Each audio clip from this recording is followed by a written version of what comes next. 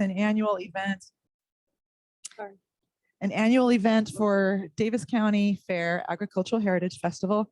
And there will be a remodel of the existing indoor arena, a second building built right next to it, additional fields prepared. And it's going to be a regional events and sports center, which will leverage even more revenue to the county with all the cities that have restaurants and hotels. Sometimes they will all fill with big events. There's nothing like this as a regional facility that exists in the state or close to our borders. And already a lot of demand for that, even with our pretty humble existing building. I mean, events in wrestling for all the Western United States and on and on. So you'll see that also start around this fall time, again, with tourism funds. So watch for that, kind of a big deal. So what other things do you want to know about anything at the county?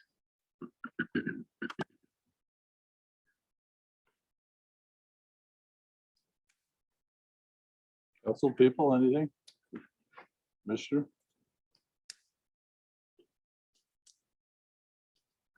I'll go on record as saying I was very sad to see the fair not be our traditional fair. I think it's sad that I think it did bring a lot of the county together there, and a lot of families did that for many generations, and I was sad to see that go. Yeah, we have definitely heard that.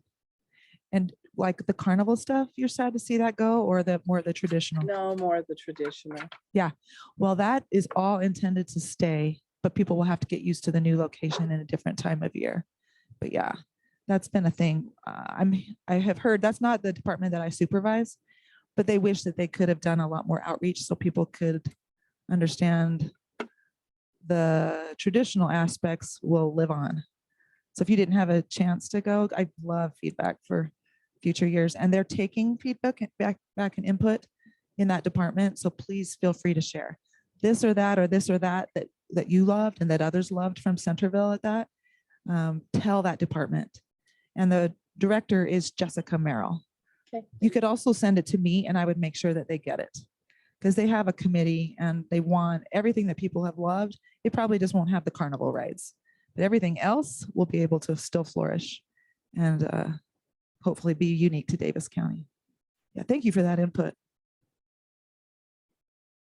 I just think it's important that for those people that are here listening in to know that as cities in Davis County, or 15 cities, we work with the county quite a bit, and the county commissioners and Commissioner Kamali went over some of these assignments. We either have a council member or myself serving on these boards with them. So you look like mosquito abatement. Councilman McEwen chairs that, and there's a county commissioner on that, as well as other mayors or council members, or the fire board. I'm on that, and there's a commissioner on that. So I think it's the residents. It's important for you to know that we try and have that connection with what the county does too, because as Commissioner Kamala says, we're a very small county. You know, did you say smallest or second smallest? It's the smallest in size. So yeah, we have third largest, in largest most population, urban. so. We are considered the most urban of all of the counties. Yeah. In fact, this will tell you something, less than 28 miles of roads that are county. And as the development occurs, they get annexed into cities' annexation plans. So yeah, we expect at some point we'll be mostly all filled in with just 15 cities, which is unique, very unique that we can work with just 15 cities. Yeah. The rural counties, like, they can't even fathom this. Even Yeah. Salt Lake County can't even fathom our uniqueness in Davis County. Yeah. So we have to have that work relationship, just as for instance, our police department has to work with the surrounding cities around us and help each other out in so many things. So, because we are a city that's a small geographical area. So, Yeah. So thanks. Any further questions for Commissioner Kamala? And you might think of some later, which is kind of the purpose of giving you the updated portfolio list. So feel free to reach out when you do have questions and ideas. We hear from city officials very regularly and love to answer your questions and connect you to the people who can give you the answers. Mr. Again- Mayor, I just have one quick question. When can we start building in the Great Salt Lake area I'm just kidding. Yeah, there's We need more land. most of the open space is on that west side and up and especially in the north. And there is a restriction now on development until the study is finished for septic density of septic systems, which you're referring to. Yeah. Yeah, and it's taking a bit. But of course, the situation for the Great Salt Lake has also become top of mind for the entire state. So we're a little bit pleased that we've made some decisions to be good stewards, and we'll see what happens when that study comes back. It'll be interesting. It will be so interesting. Yeah, you're right. Yeah, great question. Well, reach out anytime. And again, thank you so much for your service. And my daughter now lives in your city, and I'm coming here more and more often with our 5th grandbaby. So there you go. Thank you so much. Thanks, Commissioner. Shall I Appreciate it. leave this here for others who will come up? Yeah. Do you want All right, let's move to the business items. Like I said, we have 4 public hearings in a row here. The first one we'll kick off is the public hearing on the fiscal year 2023 final budget. This related to the open house that we had for all our residents between 6 and 7 just before this meeting. That is tied into this as well too. We have our finance director walking up. He assumed I was going to call on him because here he comes. He knew I was to go over the budget a bit. And after he talks, then we'll be having a public hearing on it. So Nate, this is Nate Pilzer, our finance director. Nate. And Mr. Mayor, if I could just to let everyone know, we are Sure. struggling with YouTube. It is holding right now. So that's where you heard the recording in progress. We're recording it to Zoom so we can potentially upload it later. So we don't want people missing this portion, but we may be, and it just disconnected again. So YouTube Our is going in YouTube and out. stream is just going in and out, so Mm. those trying to watch from home are probably frustrated. Well, we'll make sure we get the Zoom recording uploaded so it's available to view the discussion, particularly on this important subject. So those of you on YouTube that it's going in and out on, if you don't get this, what our city manager said, that it will be available later because of Zoom to be able to look at, right? Right. And hopefully that you can catch most of it right now. So Right now, there's like 5 different YouTube videos that got uploaded because it turned on and off and on and off and on and off. So Okay. I'll fix it later. Nate, All right, thank you, Mayor. Jennifer, can I ask you to drive this one? Yeah. Since I have to hold the mic, I'm not coordinated. Just pulling that up. So pursuant to state law, the city's required to adopt a final budget prior to June 30th of each year, unless we are going through a truth and taxation hearing, in which case the final budget must be adopted by September 1st.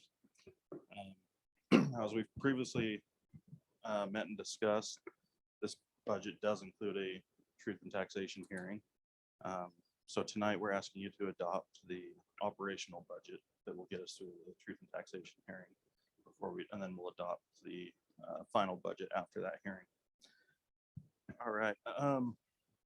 Just to review, give a quick reminder. We started this process back in January. Starting with department heads submitting their requests. In February, Grant, I, and all of the department heads met and we went over all the requests. And then we held joint with city council and mayor, we held budget retreats in March and April and shared our opinions and worked together to get a balanced budget. Then in May, on May 3rd, our first city council meeting in May, we held a public hearing and adopted the tentative budget. Now that means it's been open, the budget's been available to the public for the last month. So they've had time to review it and are now able to make comments then as well as tonight. So just to review, I'm just going to hit the highlights. This is a balanced budget as required by state law. This budget does include a sales tax projection of a 5% increase over the original amount that we budgeted for last year. This budget also includes an estimated 35% increase to the property tax revenue. again, which would require a truth and taxation hearing. Also included in this is, in order to balance the water fund, included a 35% increase to our water fees. And that will need to be adopted through a fee schedule at a later meeting. Since this budget was adopted last month, staff has worked to update some of the previous estimates, and we've also searched for some potential savings. So as a result, we've had a few changes to the budget that I wanted to go over with you tonight. The first one, if you could go to the PDF page 11. So on our revenues, Brant noticed this one actually. We're estimating in our inspection services that because of some of these large projects that are going on in the city, these development projects, we've estimated that our inspection fees are going to double. Now, these fees are offset by a few revenue streams that we collect. So you'll notice for the building fees and the plan check fees, we increased these lines. We increased the building fee by 25,000 and the plan check fee by 10,000. And that's to offset our expected expenditures in our inspection division. All right, if you go to page 26 now. So when we first discussed the increases that would be coming from fire, we knew it would be around 7%. So when I was preparing the budget, I went off of the amount that we had budgeted this year, the $1,068,000. So that's what we used for our tentative budget. Now, when Brant got the final numbers, he sent them over to me, and we noticed that there's a little bit of a disconnect there, that we had actually over budgeted for this for the last year. So for our adopted budget, we have the correct number that we're going to be billed for our fire assessment. And that's the $1,092,399. So that resulted in a $51,292 decrease from the tentative budget. All right. Then if we could go to page 29, our streets department. So we, in our capital projects fund, we have included the purchase of a new wheel loader. And with the purchase of that new loader, staff determined that it would reduce the cost of maintenance significantly. Page 29 of beer tags. Oh, that's sorry, go down. Across. It's gonna be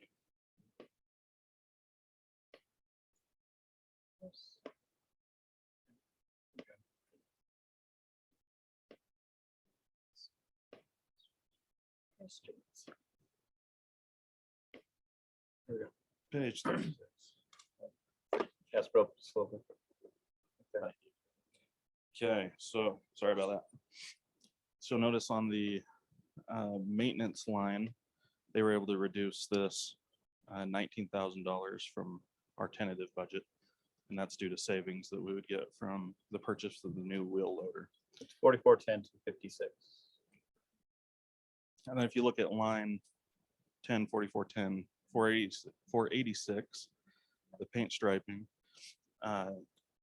they got an updated estimate for the cost of material to paint all the lines, all the street lines. And that's came in $15,000 more than we expected in the tentative budget. So we had a little bit of a switch there. Okay, and then if we go to page 64 or 65. Right up top where it shows the streets. In regards to that new wheel loader. So that item 1 there, that cat wheel loader, they got an updated quote on that, and it came in about almost $8,000 more than we had anticipated in the tentative budget. So the latest quote on that is $165,890. All right, so that's it for streets. If we want to go back up to page 59, this is the cemetery perpetual care fund. In previous years, council's approved that we transfer 80% of what we collected in perpetual care fees to be transferred over to the general fund to cover the cost of maintaining the cemetery. I had not included this in the tentative budget. So I've included it now. Again, this is discussion for the council. This is what we've done in previous years. Bruce put together a study for us about the costs of what it actually costs to maintain the cemetery. And it was, I don't remember the exact numbers. $92,000, not including street projects and other miscellaneous tree removal or whatever that might be. So, I mean, it doesn't prevent the council by any means of transferring 100% of what's collected in perpetual care a year to do this. 80%, I'm assuming, was selected to try and rebuild the perpetual care fund. That balance, I don't have it in front of me, but I want to say it was $110,000 or so, plus or minus, was the balance in the perpetual care fund that used this. Yeah. So we would just continue with the 80%, allowing that continued increase to rebuild that fund balance. So Was I that would like to see 80%? I us thought do it was 75. when we did the math, it was 80, and the previous years it came out to be 80 previous years. Again, you're putting $6,000 a year into that balance or so. So it's not as if we collect about $30,000 a year in perpetual care fees. Right. The next item is on page 64, again, the capital projects. So with these previously mentioned changes, that adjusted the amount that we were able to transfer over to our capital projects fund while maintaining the same fund balance in the general fund. So you'll notice that the transfer from the general fund increased by about $117,000. And because of that increase, that means we use less fund balance in our capital projects fund. So with these updates and these changes that occurred, we're reducing the use of fund balance in our capital projects funds. We only need to use $227,000 to balance this budget Instead of the 336. All right, and then the final change happened in the water fund. That's on page 70. Go to their equipment, you'll notice that we added a third truck. So what happened here is the water department sold a pickup truck that wasn't being used due to an unfilled position. They decided to sell it while they felt the market was a little bit higher, that we could get more money for it. So this truck just recently sold for $20,000, $20,300. So staff is requesting an additional $45,000 to purchase the new truck that would replace the one that we just sold. And to fund this purchase, we're proposing that we use fund balance in the amount of $20,300, which is the amount that we sold the old truck for.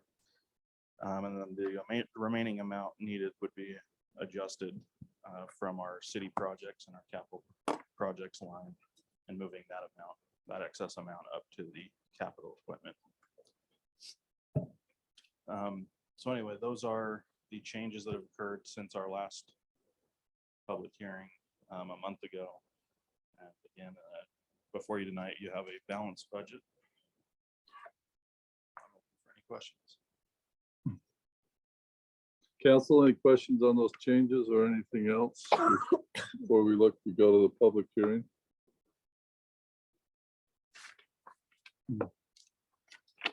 Thanks, Nate. They may have more for you, depending on what happens with the public hearing. This is a public hearing matter. This is the adoption of the fiscal year 2023 final budget. And I would now ask for a motion to open that public hearing from a council member. So moved. A second, Second. all in favor? Aye. Great. So the public hearing is now open. This is on relation to the fiscal year 2023 final budget. Any member of the public that is present, or I will look to see if anybody does chime in on Zoom. I'll look over to our city recorder.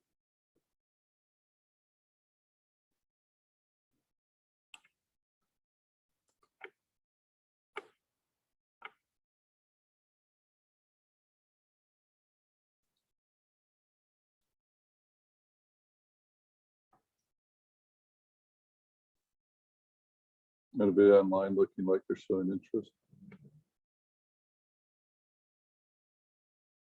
Okay, we'll close the public hearing on the fiscal year 2023 final budget, and we will go back to further discussion on it. If council has any further questions of staff.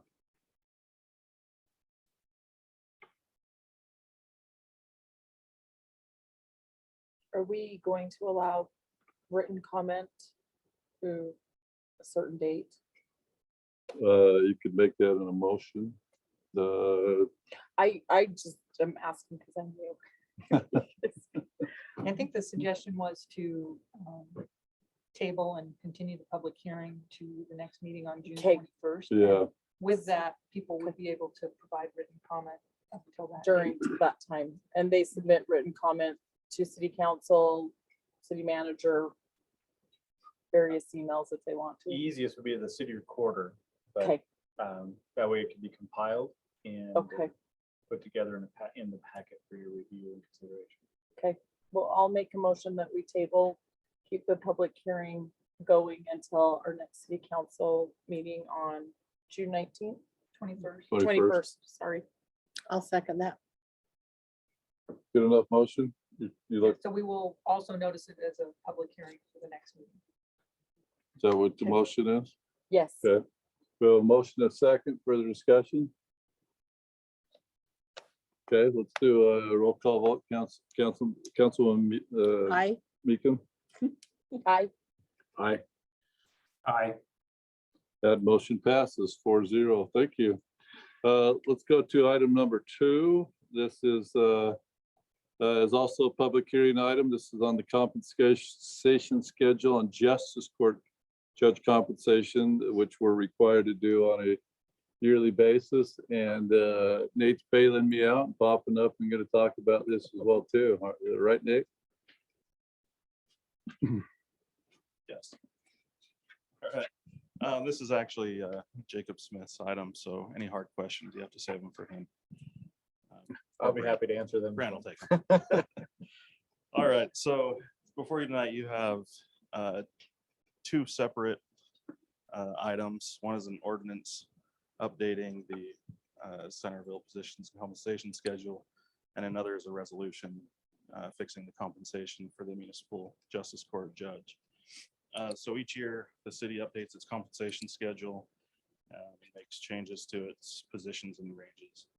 This year, the compensation schedule reflects changes that were already made throughout the current fiscal year with the changes to the police department, as well as changes based on the compensation study, survey data, and direction that the city council gave us. So some of the changes that you'll see tonight include the council's recommendation to bring all position ranges that were below the 60th percentile up to the 60th percentile of market. So you'll see those changes. This also includes a 7% adjustment to all employees with the exception of 3.1% adjustment to the department heads. And as I mentioned, the police that was done previously equated to a average of 23.8% increase. A couple other changes that you'll see here is that the recreation coordinator changed it changed to the community services manager and will become an exempt position. The GIS manager will be changed to the GIS administrator, and so the state changed their titles for the courts. So we made some changes to reflect what the state did. So our court supervisor position would move to court administrator, and the court clerk position would move to judicial assistant. All right, so that's what you will see for the compensation schedule side of things. You didn't mention the public works with their extra. That is in there, yes? So that's not being considered part of the COLA, but the merit. So it is considered, so, and just to clarify, it's 7.1% for. Right. Not just 7%, 7.9.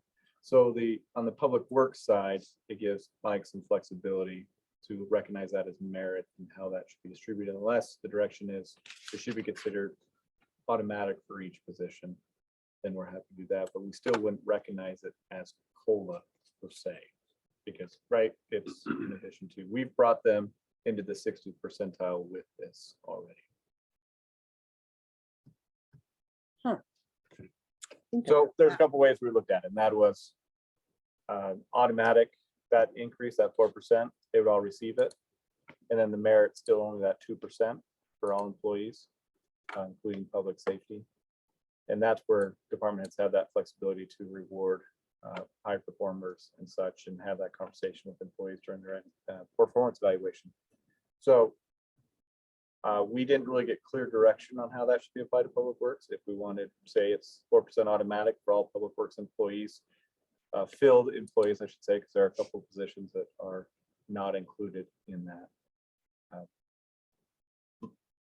Again, that doesn't impact this compensation schedule, but and how we apply it, it will impact the salary. So if you want to chew on it from. I'll think on that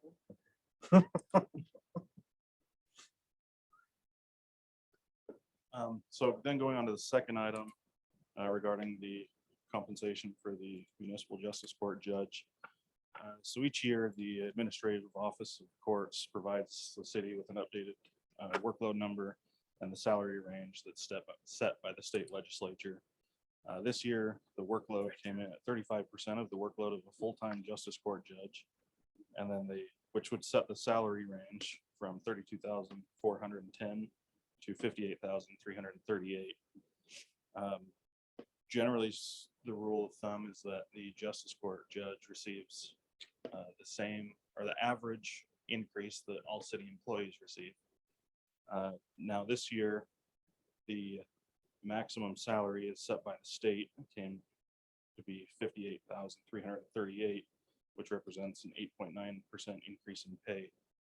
With those changes that we previously mentioned to the employee compensation, the average would have been above this.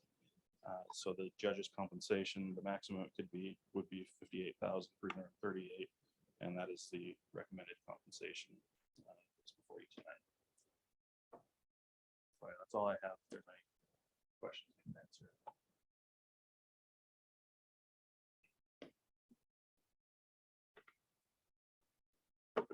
No questions right now, Dave?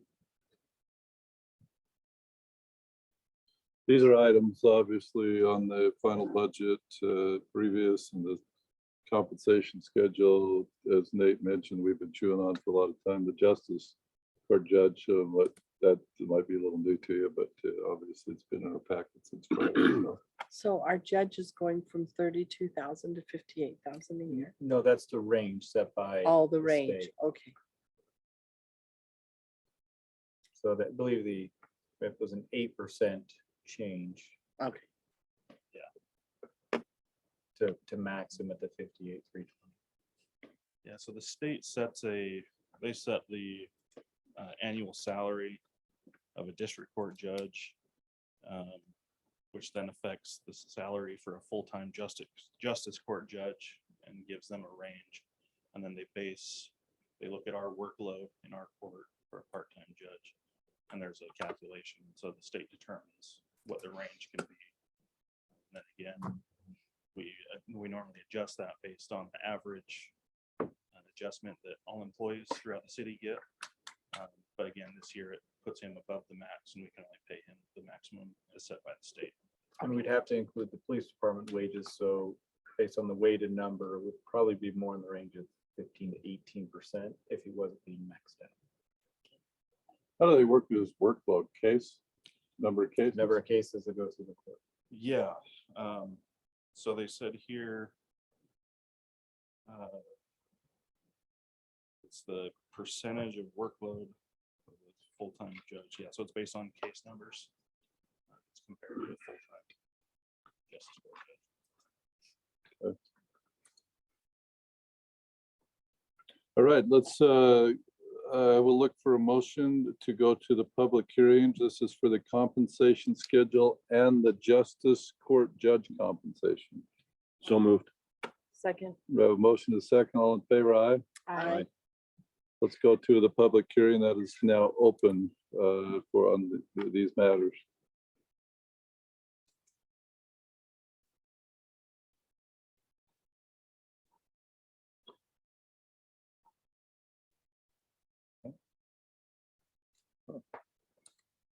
Not seeing anybody in person or being told to anybody online, I will close that public hearing. We will go back to see if there's any further questions from council. If not, I guess we're looking at passing. Lisa, would you suggest we pass these separately? We have an ordinance and a resolution, correct? Yes, you can. I mean, it's up to council on this item. If you don't feel it requires a continuation of the public hearing, you're welcome to adopt this tonight. If you don't feel it carries the same weight as the budget's entirely up to you. But you could adopt this. The compensation schedule does obviously tie into the budget. So does the justice court for that matter as well too. So I don't know, council, thank you, Lisa and Brand, if you want to take a similar approach on that one as you did. I think it makes sense too. Okay. I think the only caveat is since the state sets the justice court, there's not a lot we can do with the feedback we get. Right. Good point. Mhm. Mhm. So can we close that one and then leave the other one open? Yes, you could, it probably would be best to make two motions, one on the Okay. compensation. Yes, did you see that? So we have the ordinance, which you might want to do, which we're talking about continuance on, and the resolution, which you could pass tonight or I make a could motion. throw in a wrench for you, and that is if you did shift and change the compensation for the employees and it became on average 6%, then that would shift the justice court judge compensation. Now, you already have a 23.8% on the police. So even if it was 0% for all employees, I highly doubt that would drop below 8, but I'm just giving you, just letting you be aware of that. It's possible. So you might want to keep them both open. Yeah. All right. In case it Well, did happen. I'll make a motion that we table this item, leave the public hearing open and address these again on June 21st. I'll second that. We have a motion, a second, further discussion. And that's Councilwoman Hurst related to the ordinance 2022-12 and the resolution 2022-16. Yes. Yes. Okay. Let's do a roll call vote. Aye. Aye. Aye. Come to. That passes unanimously. Okay, let's go to our next item. This is, Mr. Mayor, if I can make a quick amendment, can You we could. shift the Haskell Plat amendment with the off-street parking changes, since we do have representatives here? we can do that for sure. That is no problem at all. So let's skip to item number 4, council, on the agenda. This is a public hearing matter as well. This is a Haskell plat amendment on the Bamberger Station 2 subdivision. So let's, Corey, you want to give us the staff view on this before we go to the applicant? That's up to you, Mayor. Yes, please do. Thank Yeah. you. Thank you, Mayor, members of the council. As indicated, this is a request for a plat amendment. It's Bamberger Station, say that 5 times very fast, Bamberger Station 2. Mr. Haskell owns a lot within that subdivision. There is a plat note that is listed on the subdivision plat that restricts the building of subsurface floor areas. Just by way of disclosure, there is a past decision made on that in a building permit. It's going to an appeal process, but this is addressing just the plat amendment note at this time and the request to modify or eliminate that note from the subdivision plat. The note, Mr. Haskell believes that there are other methods of handling the issues that are related to that note. He's proposed 3 options for handling it. The subject matter associated with it is the subsurface water within the property historic past and why the plat note occurred. Just so you know, subsurface drains by the city. I've outlined what the code, at least the references to the code. Generally, we do not take on private systems. We don't take private systems into our right of way. And you must receive, in any development scenario, you must receive written permission from the city to install a subsurface drain. That subsurface drain is not been installed in this subdivision. That was the genesis of the plat note. Mr. Haskell is proposing 3 options to manage that subsurface water. There should be a memorandum from our, I believe our city engineer and our public works director has looked at those 3 scenarios. They are not recommending any of those 3 scenarios for managing the subsurface water. As indicated into the staff report, the criteria you're looking at for amending a subdivision plat is there good cause? And also if you're looking if there's any vacation of right of way within that. This case, there's not a vacation. It's actually centered around the plat note and the elimination of that plat note. The staff report generally summarizes the position of the various staff. We're not recommending that the subdivision be amended. We do not think it's adequate to address and meet the city specifications for a subsurface drain, so we are recommending not approving the plat amendment. Now, having summarized the position of staff, there's been a conversation with Mr. Haskell's attorney and our city attorney. Because there's various matters being discussed or disputed, there is a question in one of the memos from the applicant's attorney and Ms. Romney and Mr. Haskell's attorney had a conversation about that. So I think we maybe listened to Ms. Romney, but I think it may or may not have an effect on your perspective of this plat amendment. And I think Ms. Romney has a maybe potential recommendation. So, but that concludes really staff. That summarizes our position. So So I'm happy to. Lisa, address- yeah, I'd love to hear since he referred to you 2 or 3 times. We What you have, can discuss. we have received some information from Mr. Haskell's attorney, Amy Garcia, and we had this information, but we've also received new information tonight, another letter requesting that we specifically address issues regarding the storm drain extension agreement that relates to the property. And this information was not previously in our packet. I have since attached these legal arguments that are being made, as well as a copy of that agreement. I do think that these issues are relevant to the plat amendment and should probably be addressed as requested, providing the council with that information and also some legal advice on that.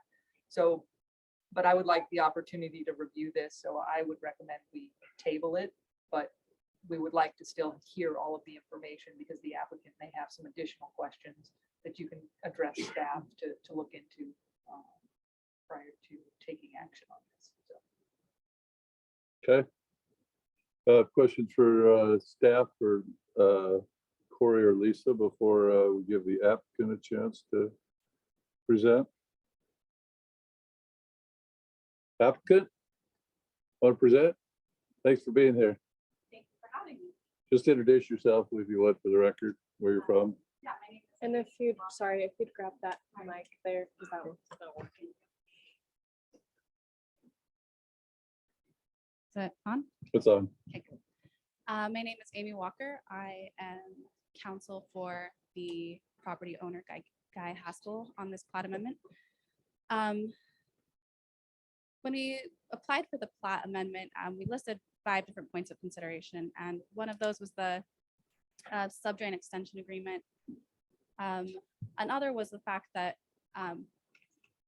so Guy purchased 2 lots on this within this subdivision. One of them he finished slab on grade after the city council previously denied the application for the plat amendment. The second lot, he had to do an extensive excavation of a tree with deep roots and ended up just out of necessity having to dig about 9 feet deep on that site. When he did so, he had a geotechnical analysis done of the subsurface soils and the historic water levels. And that study found that the historic water levels were not exceeding around 9 feet deep.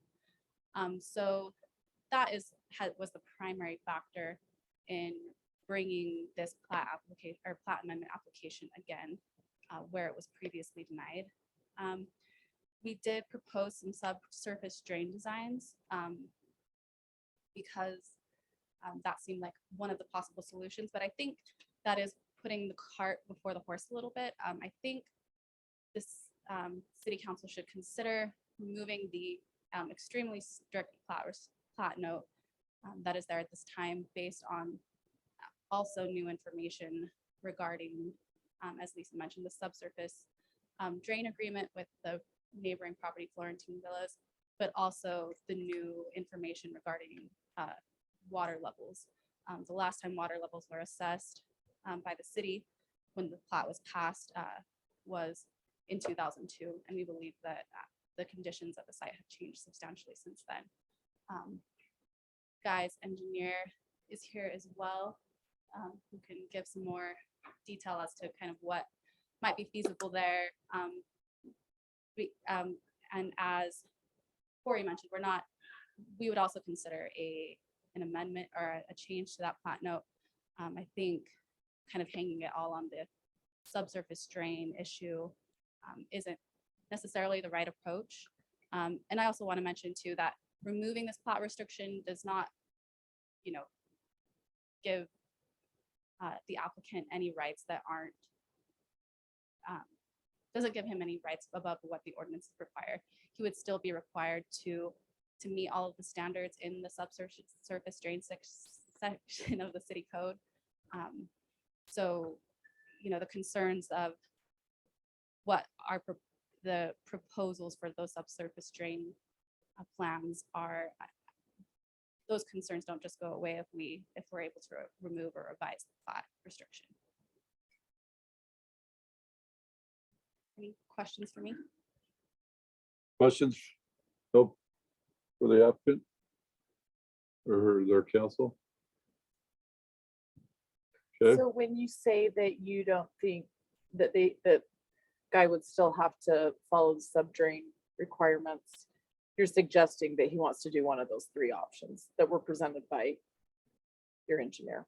No, I apologize. I'm just saying that removing the plat, the restriction on the plat specifically says basements are not approved in the subdivision. All lowest floor elevation shall be above the top back of the curb. So that restriction is specific to the plat. It's been part of the plat note. We're not asking for any variances within the ordinances at this time. We're just asking that based on what we've discovered by, digging on the property, that we're able to have engineering plans assessed without the restriction of the plat note, and rather be addressed through the existing city ordinances. My concern with that would be, as we all know, we're in a very drought year this year. Mhm. And the water table does change. Mhm. I actually owned a home just a few doors from where he's building. I only had a 6-foot basement and it did flood, probably 3 feet at one point in time. And I lived there lots of years that it didn't flood. So I think that, this is put on there as a protection because that water level does get high in that area. And like I said, I lived there, I know that. Mhm. Out of curiosity, was that before or after Florentine Villas installed their subdrain system? Do you know? Yes, it was before. Yeah, and I think that, it's a possibility that because they've installed that subdrain system now that, the soils testing that Guy had done went back several years. So it's showed that the historic levels have been pretty constant. And I think because Florentine Villas has installed their subsurface drain system, that we can rely more on the possibility that that subsurface water levels are going to stay lower on that area of Main Street.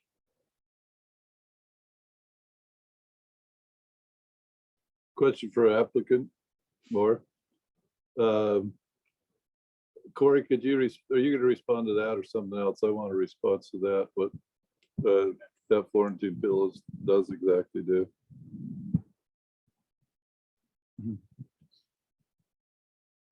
So I'm hearing two scenarios here. The plat amendment that was provided to us was discussing the installation of a subsurface drain. And so the issue, the subsurface drain is because there wasn't one provided. The ordinance generally says, all right, then your outflow has got to be 1 foot above wherever that, 1 foot above wherever that identified level is. Currently, the plat note's putting that at top back of curb. And so the concept that's being submitted to you in the plat amendment is saying, well, I can go below the top back of curb. Let me install this storm drain system or this sub drain system, and I can go down below the top back of curb. So we reviewed the plat amendment based on that there's an intent to install a subsurface drain system. What I heard in the presentation now is an alternative to that. What I heard is rather than focus on the subsurface drain system, could we come in and amend the plat with the soil study, establish whatever the agreeable baseline is of that subsurface water, and then we would apply the 1 foot above whatever that baseline determination is, which may be a bit deeper or it might be significantly deeper, but that evaluation hasn't taken place. So my question for the applicant is, are we requesting a plat amendment to eliminate the note and install a subsurface drain, which is what the staff report is centered around and says, we don't think those scenarios are good scenarios? Or do we want to change the plat note in relation to a subsurface water and establish wherever that baseline water is? You know, they do it through their study. Our city engineer reviews it. They come to an agreeable place where that baseline is. And, you know, let's say that it was 3 feet previously. So that would be, you could go down 2 feet. This is all just brainstorming. Or if it's 7 feet, then you can go down as much as 6 feet. But the plat amendment before you is not doing that. It's requesting a basement with a subsurface drain system. So the question that I would have as the council is, let's bring clarity. Is the plat amendment based on installing a subsurface drain, or is there an alternative engineering that we want to do and then agree to a plat note to that alternative engineering? So that's my response to that. Well, I think the answer to that probably lies in the hands of the applicant. We can address that, but if we table it, staff will obviously have an opportunity to talk to them about this new proposal, which I think is legitimate. So I would propose we go to the public hearing then on this, and then see if there's any public comment, then we can talk about tabling and you guys getting together. Will we have to do a second public hearing? My recommendation would be to have that because we are getting you will be provided new information. So it's recommended to continue the public hearing as well. Which could have an impact on neighboring properties, whatever it might be, given Right. to respond to the new information.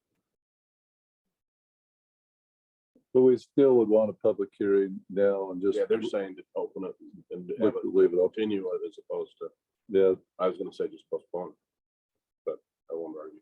so a motion to open a public hearing on this Haskell plat amendment. So moved. Second.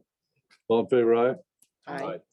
All right, the Haskell plat amendment public hearing is now open for any members of the public who want to comment. Just give, once again, your name and where you're from if you do comment.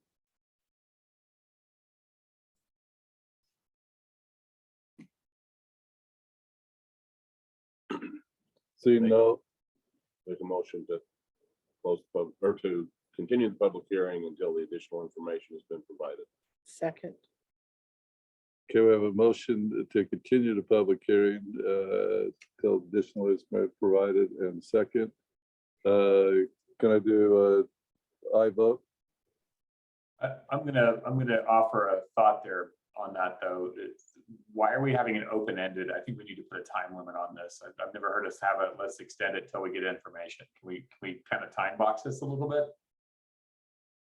I think you can close the public hearing right now, and then in your motion, table this item and continue the public hearing.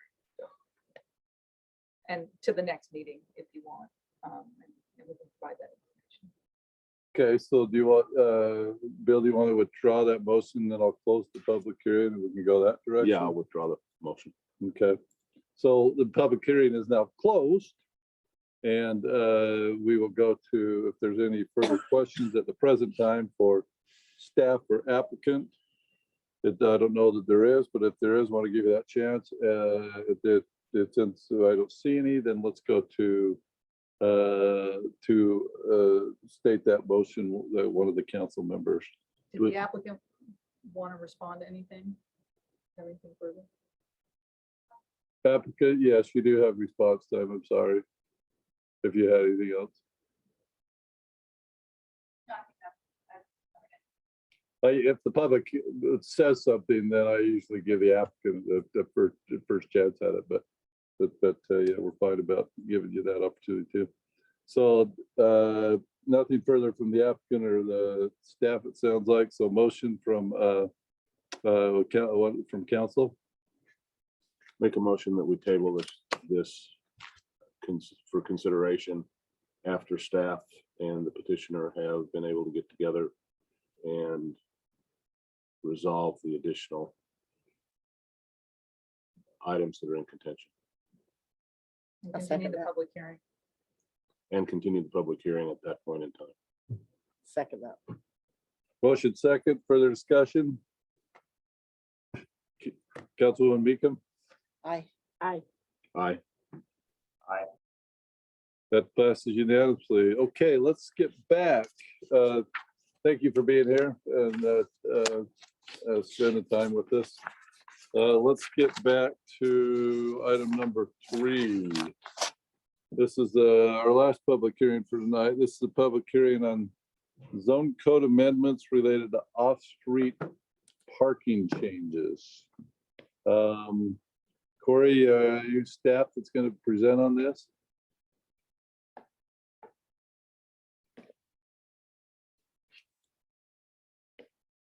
Thank you, Mayor, members of the council. The idea behind this is a zoning ordinance amendment is indicated. It's updating some of our parking count standards for various uses, along with looking at the parking modification section of the ordinance. Just some back history creates the impetus for this. Planning Commission through the last few years has received several parking modification requests.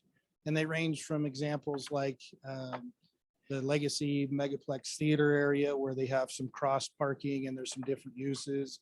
And they wanted to look at where they could do some shared parking. We've had a local church community out west, the Bridge Community Church. They acquired a site. It was limited on parking. And so they borrowed some parking from some other sites. We've had a repair business that wanted to expand. And in expanding, they wanted to limit the number of stalls they'd be required. And the Planning Commission did dispute with that request for the repair shop and added additional stalls from what they wanted to reduce it to, nearly double from what they wanted to reduce it to. And so Planning Commission was a little concerned. Oh, and one other example is, and this is kind of a staff input as part of this process. Out on the west side, we get the flex space. And so somebody will build a building and say, it's mostly warehouse and has a small office. And then the next thing we know, it's gymnasiums, or it's a retail center, or it's dance studios that you hear, and they demand a much more intensive parking. And so then what happens is they come in with a site plan, say it's mostly warehouse and a little bit of office. I.e. the building across the street from Public Works, only 17 stalls for that large building. And then they want to lease it out for something else that creates more demand for parking. So that was a big frustration on a staff level is the conversion of these flex space units into something more intensive with parking. So the planning commission said, let's take a look at parking. So they set backer when we had the delay with the general plan in the South Main Street because of the COVID. They set a goal to relook at some of the parking standards. They went through several meetings identified by each category, residential, commercial, industrial, and looked at some, and with staff, looked at various uses that we thought might warrant or take a look at. Then we hired ESI Engineering, our city engineer. They looked at all of the uses, did some comparables. There's a study provided by Cody from ESI looking at the identified uses. What's interesting about looking at parking is it's not an easy task.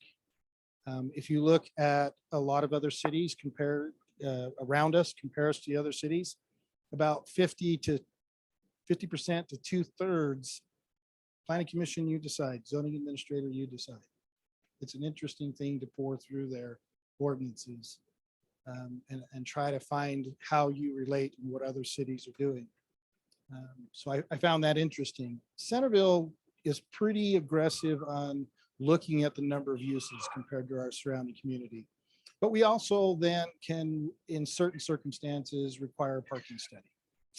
And so we do use some flex. Initially, the planning commission wanted to get rid of the modification because they felt like there were too many requests for modifications. Staff said, no, you should keep it because there are some merits to allowing some flex, especially in the shared use scenario, especially when you look at a large shopping center. I'll put my planner hat on. There is way too much parking per square footage sitting in your Target and your Home Depot area.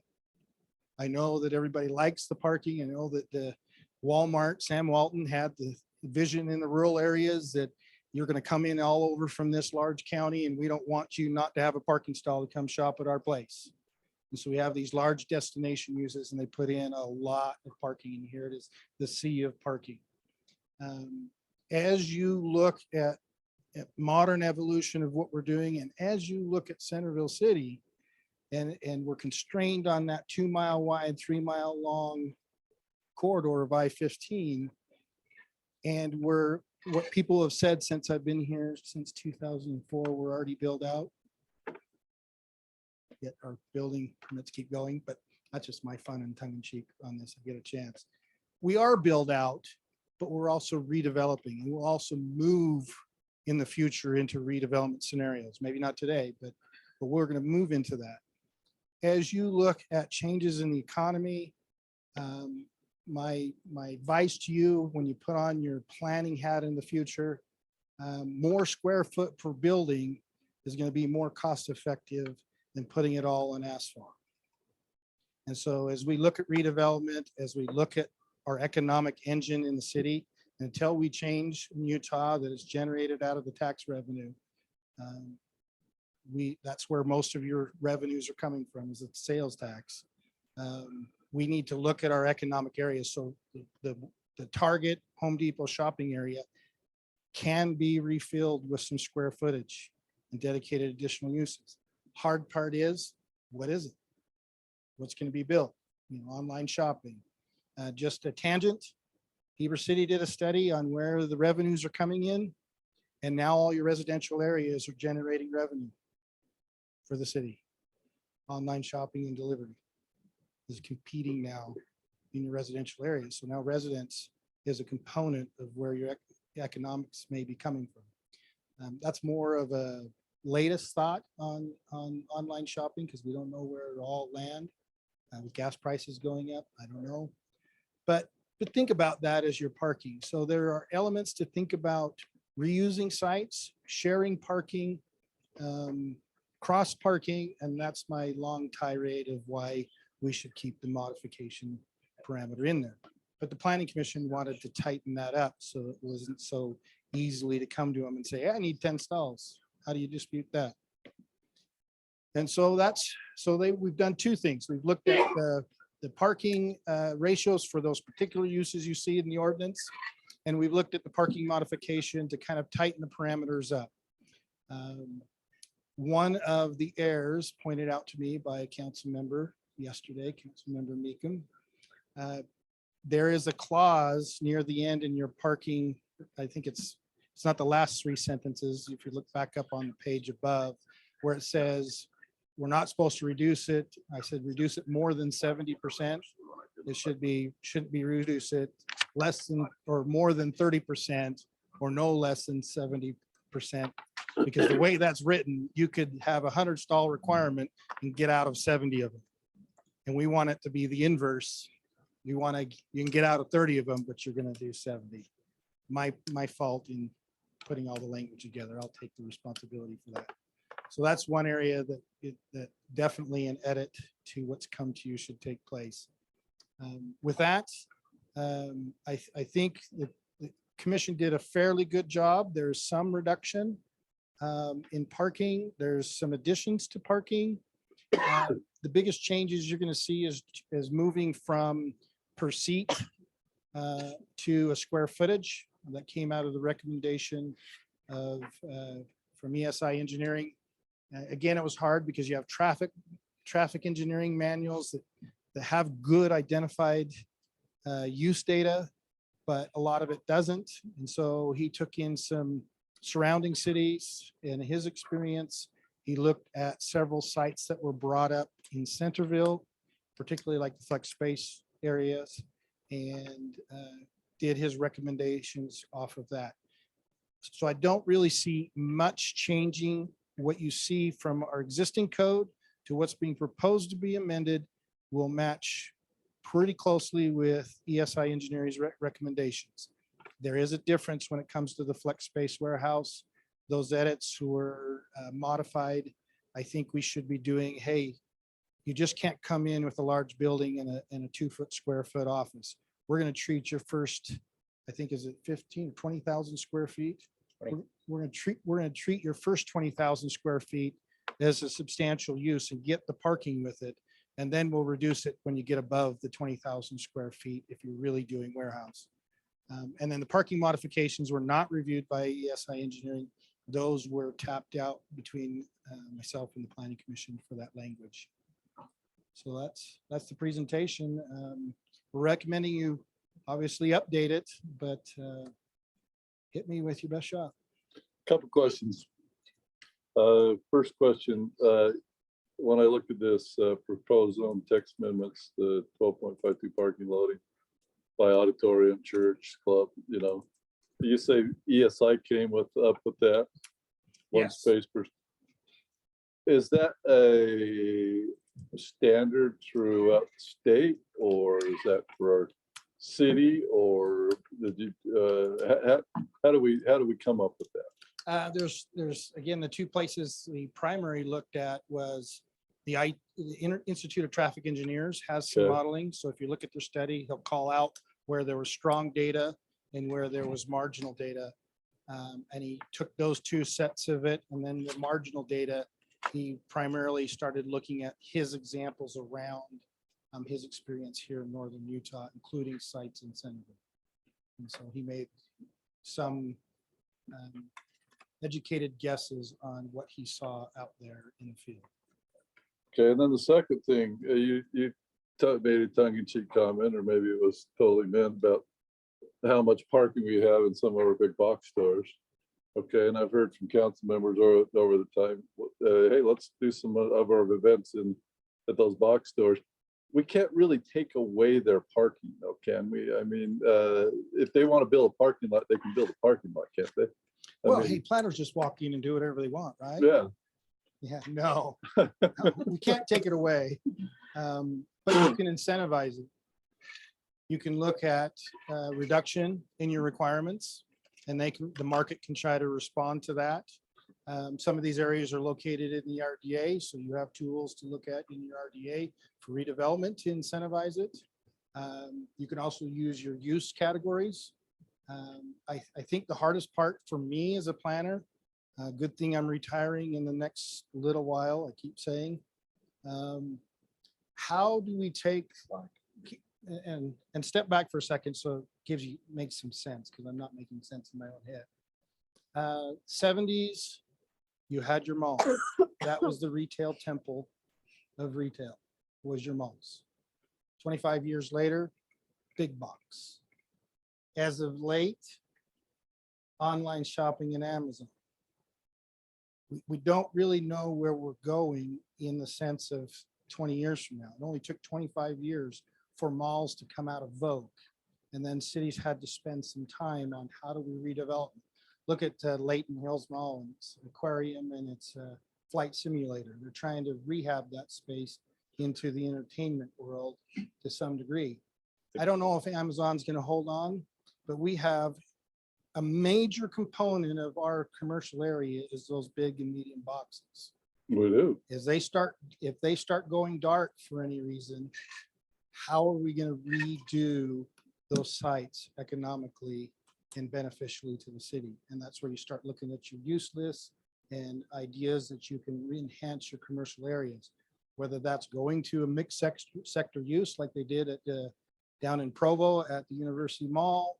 They took some big parking lots and they put in some residential units within that to revamp some of that site. I mean, I'm not saying which we do yet, but I just think that's the horizon, that we're going to be converting some space depending on what's going to happen. And as long as we're looking at sales tax revenue for operation of the city, how can we preserve that? If you want to look at just the simple model of preserving the medium boxes, it's going to be your rooftops. And wherever the rooftops generate is the places they'll go. And so you look out at Tooele, where Walmart, they didn't locate in their downtown. They located out off the skirts of downtown because that was the growth area of rooftops. And that's where Walmart wanted to capture their business. So I don't know what the future completely holds, but I do think we need to think about the long-term reinventing our commercial areas, and it will be those larger parking lots that are underutilized. That's my question. Council, any questions for Cory? Yeah, I looked over this. I spent quite a bit of time on it. I was frustrated with changing. So I understand that some of this is coming from ESI and the engineers, but sometimes they brought us things before and our town isn't really the same as another town. And so part of that bothers me when we say we're coming from the, some of those studies is we don't really have any public transportation here in Centerville. Nothing picks us up and takes us to Walmart. Nothing picks us up and takes us to Dick's, where you go other places and there's a bus route that's taking them to those places and things. And we don't have that. So I think as a city, we're a little different than some of those places. I'm concerned. I personally like a lot better where it says 1 space per 6 seats. I understand that. Maybe it's just my simple-mindedness. Where, when we come down here and it says 1 space per 6 seats for a club or organization, and now we're changing it to 3 spaces per 1,000 square feet. I just think that there's no way what's going to go on in that 1,000 square feet. So to me, we're really shooting ourselves in the foot with taking it away from what the building is being used for. And, if it's a dance hall, you've got to have a big area and only a few people are going to dance. But if you have a dentist's office and it's full of dental chairs, it's going to be more use, more parking. I personally don't like the fact that they've changed it from, I marked several of them here. And then a lot of them, as on this council, I've had people complain to me that Target has too many parking spots. More comment that they have too many handicapped parking spots. That I get that a lot. And I don't know, I talked to Cory and he said it's because of the size of the building. I thought maybe it was because of the size of the parking lot. So many places had to be, but you could be the only person in that parking lot and you've still got to walk a half a mile to the store. So, that's the one place, but other than that, I've had complaints about why is the city allowing not enough parking? We just had that problem with Pitt Dental, and they actually built Pitt Dental and there was an outcry from the neighborhood. So they purchased another piece of property and said, look, we agree, we don't have enough parking, we'll buy this piece of property. But then when property values came up, it was like, oh, never mind, we're gonna sell that piece of property. And now you've got homes all through the neighborhoods. You have the building on Main and Center. I don't know if Accent is still there, but there was a while that they had pickup trucks all the way up 2 and 3 blocks up on Center Street. They didn't even have half enough parking in that building for what they had. So I've had a lot of people complain to me about the buildings, especially on Main Street, that the parking is going up in. People said, we can't even park in front of our own house ever because during the day, these businesses are taking our parking spots. So I have heard a lot of that. And now I'm looking at this and it looks to me like we're reducing parking, that we're requiring for a lot of them. And we're trying to go by square footage, and I just don't think you know what's going to be in that square footage. I personally am much more comfortable knowing so much per, how many seats we're going to have in there, or what we're going to have. If you've got a restaurant and a dance floor in the middle and it's only got 5 tables around the outside of the dance floor, you're not needing near as many parking spots as you do if you're going to have that place chocked full of tables for people to eat. So I like the seats. I don't like the 1,000 square feet of floor space. I don't know how anybody else feels, but after looking, and most of them are cutting down the parking. If you look and read them, most of them are 600. I mean, right now we would be requiring for 600 and we're moving it to 1,000. And so we're really cutting our parking back in a lot of places. Yeah, first of all, I wasn't ignoring you. I was pulling up the table when you're speaking, just so you know. Second of all, You're good at ignoring me. That's okay. second of all, that's the beauty of you creating the policy, that you do look at standards across the board, and then you can and should look at the personality, the behavior of your city, and adjust them accordingly. And a couple of things that you mentioned, Main Street. You're right. I think the issue of Main Street is a problem, and it's not a matter of what you have a parking table here. It's a matter of everything is very small. And so to invest in there and put in a building and then serve the clients is difficult. Construction, sales, and service no longer permitted. Vehicle repair no longer permitted. So you have some of the uses that we took away to try to address some of that problem and the noise and the things that irritated us on Main Street. But I would agree with you that there are times where, because of the uniqueness of Main Street, it's small lot development and trying to keep an economic return, you have the competition between the building footprint and the amount of parking that they have. So you're right. And maybe we address that not in these tables, but maybe we address that with whatever the South Main Street plan will eventually be, which may be hinging more on a parking study every time you bring in a use to be unique to that, than trying to apply 5 parking stalls to the office building over on lots 2 and 3. That was the purpose of them doing the parking modification, because 5 per 1,000 the square footage of the building was more parking than sitting in Home Depot. And so that's a problem. We changed Main Street and we negatively influenced other areas of the city. And so you have that battle. So I think that's a good point. Look at the personality and layout of your city. The second place I'd be careful of is, I know the seats are comfortable because it's really easy, like a megaplex theater, to count the number of seats that are going on. But there's 2 uses that, if you counted the number of seats, did not cover the parking. Bridge Community Church and the reception center for the quinceanera is no longer there. The quinceanera was all open. They put down how much seating was going to be used. And if you go to the users at night, they were parking up and down the street. And so the fixed seating didn't work in that case. And that square footage would have added a little bit more parking. Would it have covered all the parking and the reuse of that building? Probably not. Bridge Community Church bought the old O'Brien's site. They only had like 32 parking stalls. And if you just took their assembly area, The 35 didn't cover the assembly area. And then if you look at different operation of churches, you might have a small congregation in a small one, but you might have the large congregation in another church, or that church functions as a geographic area for a larger community. And if you just did it on the fixed seating during those times, and there's multi-use spillover all day long, you don't have enough parking.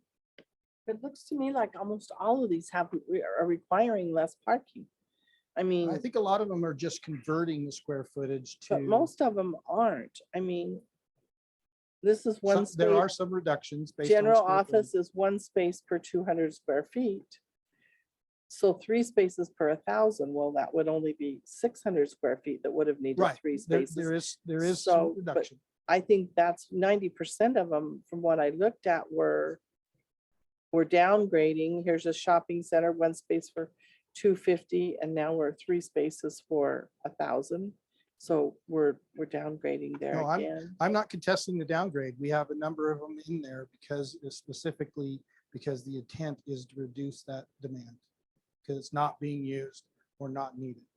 But I don't like Sun Target. I see it not being used. Dick's Market, I see it being used. The little alcove and all those little stores, which I'm sure were probably meant to be stores, and they've turned out to be restaurants in that little alcove at Dick's. You can't even find a parking spot in there.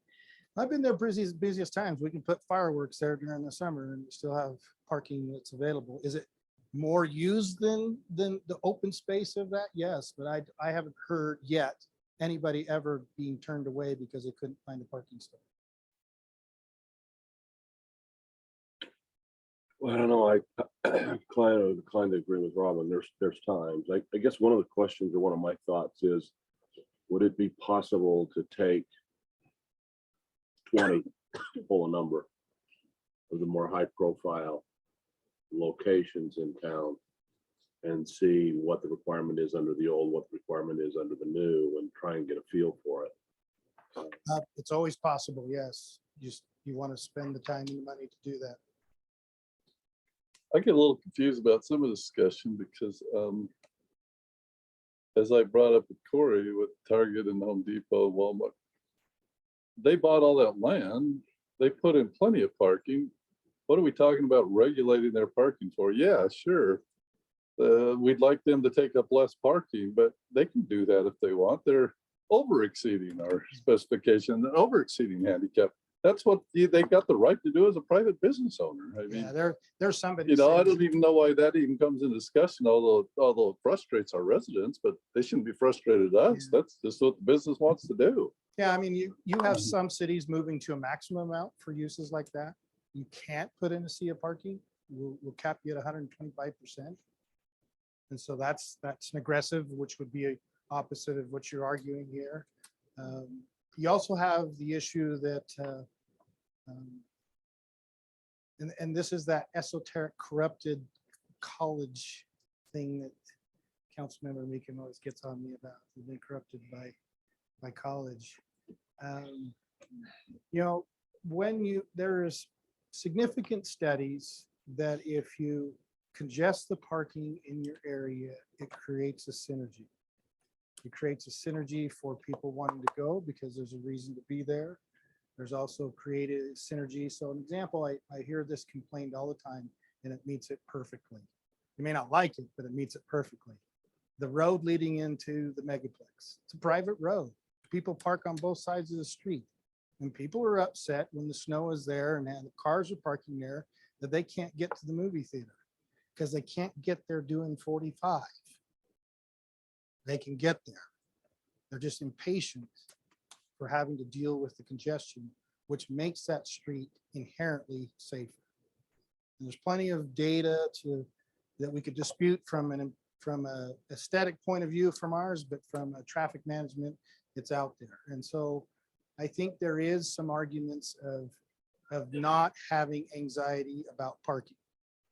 I shouldn't say that we should just be blind, because you will have a user or two that does what we had a perfect example across from Public Works building, huge building, 17 stalls. mistake on their part, because to reuse that building for what it could be used for is going to be impossible. So I do believe that we should have some minimum parking stalls. But I also believe that if you have a corporation and you have a business owner, they generally know what they need. We required over 90 stalls for Dave Bell by our parking ordinance. So if you took our existing standards, so back to, we did look at one, we went over 90 stalls for his expansion. He argued he only needed 23 because most of his cars sit inside for repair. Planning Commission ended up at like 46 or 47. You know, because they were saying, look, you have 47 now. If you adjust your land, because he wanted variances on landscaping amounts, and they said, look, we don't want to give up all of the landscaping. So we'll let you have some building, but you have to put in some landscaping, and you meet your 46 or 47, as I recall, for it. And his site plan was corrected to be able to accommodate that. And part of that is he was requesting too low at 23. And if somebody came in a different type of operation, they probably would have needed more than 20 stalls. So I think you have to have some minimums, but I'm just going to be your professional hat. Don't get over anxiety about parking. Let the private market figure out how they want to park. Let's just get some basic minimums. I agree with that. And I agree with what the mayor said about Walmart knows how many parking spots they want. I mean, if there's not enough parking spots, they haven't got shoppers. And, you know, in Dick's, to that same point, I'm more concerned about the smaller places that I only have this big piece of property. I want to fill it with my building, and I'm going to park up and down the road. I'm not going to care where people are parking. No, I just need to get my business in Yeah. there. I And then agree you're with- I agree affecting with all Main the Street. people in that area, whether it's other businesses that you're parking in their parking stalls, or whether Yeah. it's neighborhoods that you're parking in No, there. I'm Those are the ones I'm not concerned about Walmart or Dick's, or I'm concerned about the small dentist offices that has 2 dentists, and then Right, but I they think have you are 5 talking about dentists now. Main Street. You're not talking about where other developments occurred. And I do recognize there's a differentiation there that we could probably look at handling. But I also think that you've created some problems on the west side, particularly with the office, because you responded solely to the Main Street problem with the cars parking up into the neighborhood, and it overly burdened other places. So I think you're right, we should handle it a different factor, but I don't know if you should just use the standard practice as your control for that bad case scenario.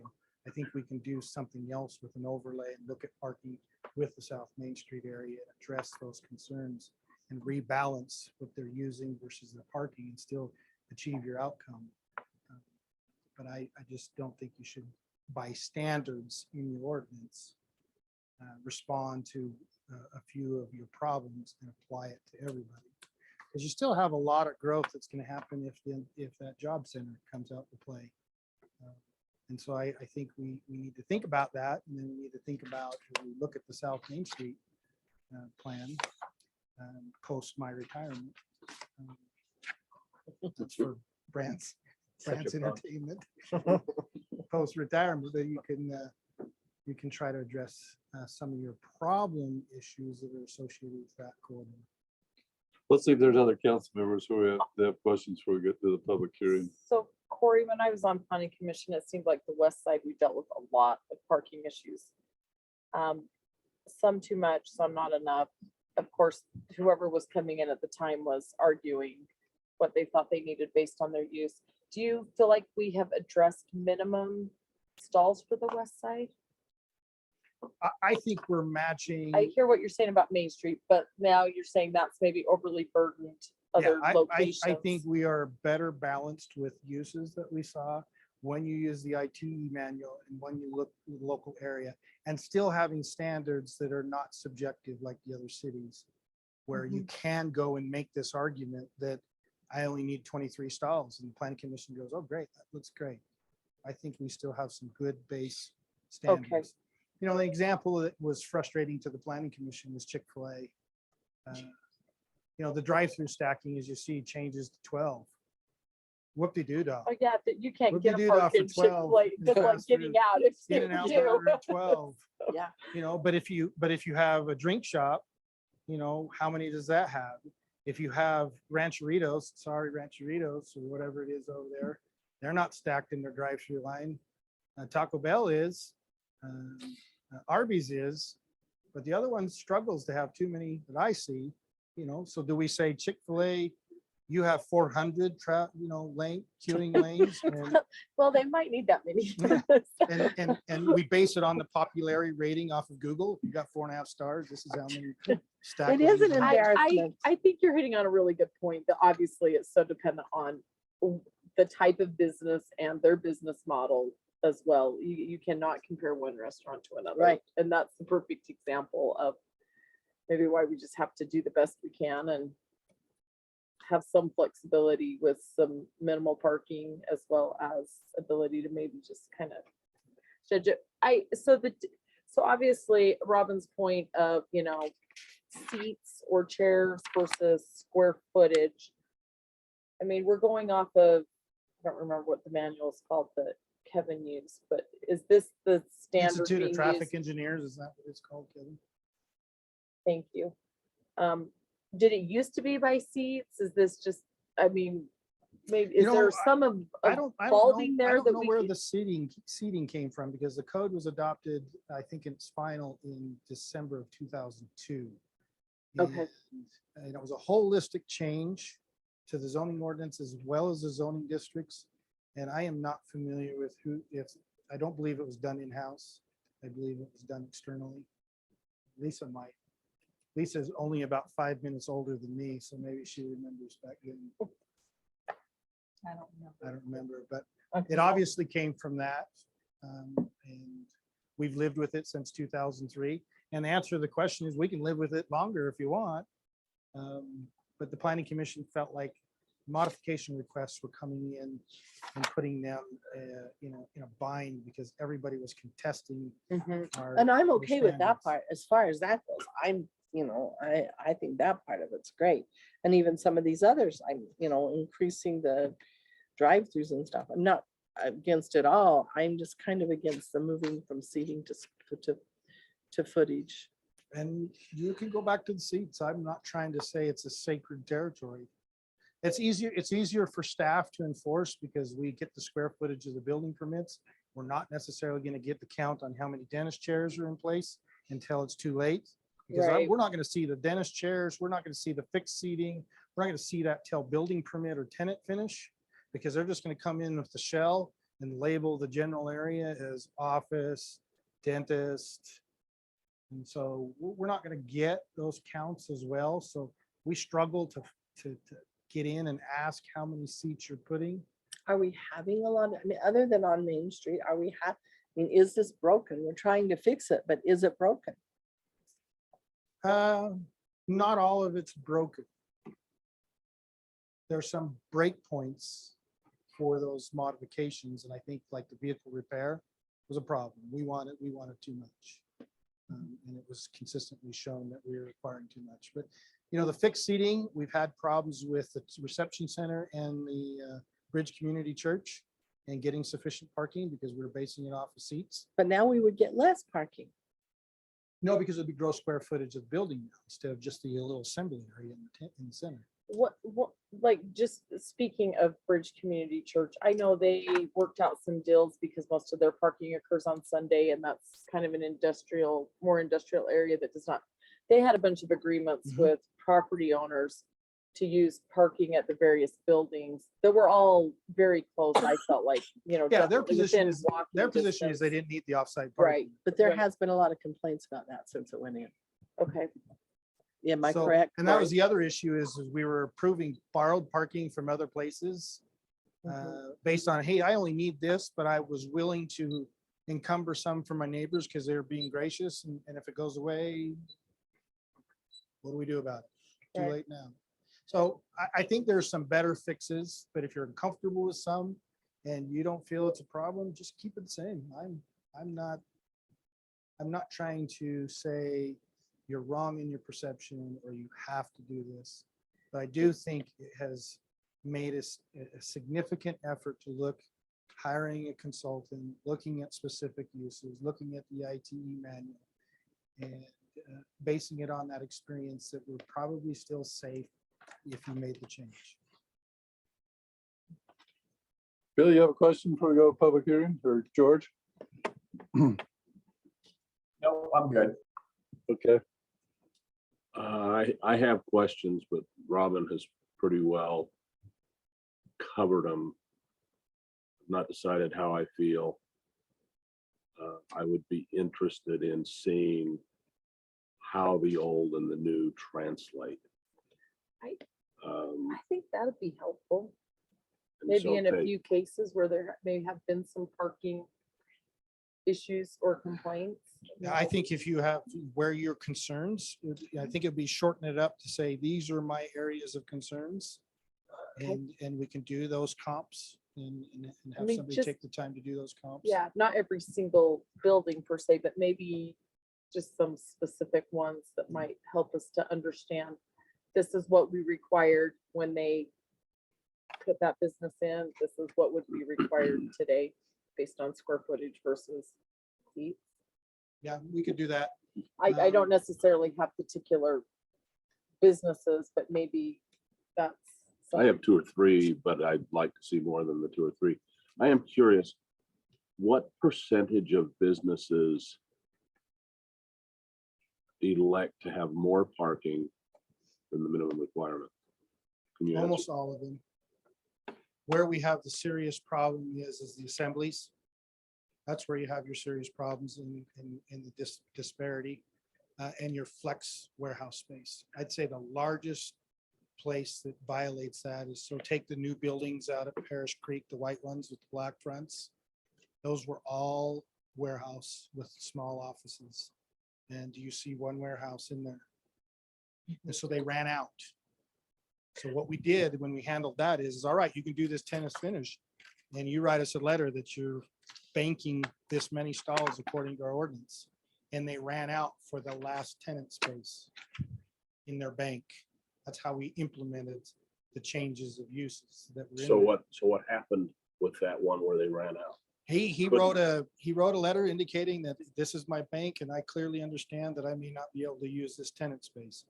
Currently, he is trying to make up that difference with another lot in development and reconfiguring the last 2 lots into one lot and providing additional parking over on the other lot in order to make up for the bank that he ran out. Got to come back in for a parking modification because our ordinance says it's got to be on site unless otherwise approved by the city. So he ran out and he's out right now until he develops additional lots. I'd kind of like this too, maybe to show us whether it's more or less. So, you know, instead of just red, maybe it's blue if it's less than it was, if it's being changed to less or being changed to more. So what percentage on our bets about more or less do you want to take a slushy on? Well, I'm just. Yeah, I can do that. I do think, I mean, obviously you brought up a really good point that it's that warehouse space with a small office. That seems to have been a problem when I was on planning commission. It sounds like it has continued to Yes. be a problem. I mean, do we just need to revisit the warehouse / small office? Our west side is definitely being used a little differently than we probably all anticipated. right, I Yeah, agree with that. I think it's a logistical question. So if you just table all of this together, I'm going to use Councilmember Summerhays bandwidth. I'm losing an employee on Friday. We've got some significant things that we've got to get done. So my bandwidth to get back onto this is probably not a high priority. And so we're probably going to continue where we're at as we're set. The other way to fix it is say, look, I'm uncomfortable with, let's say, 3/4 of these edits and I want the comparables. But if you're comfortable with the parking modification changes and you're comfortable with the flex space changes, let's just adopt those if you're comfortable with that. Then my bandwidth to come back later doesn't create such an emergency on the planning commission, in my opinion. I am very comfortable with if, you know, the one thing I could definitely support in this is the part that we talked about where they can't go and ask for less than 30% reduction. That would We help need to out. change that. That's not a good language, right? Right, but once you get that changed right, then I about had a heart attack when I read that. So I'm glad you got that. what, Corey? What?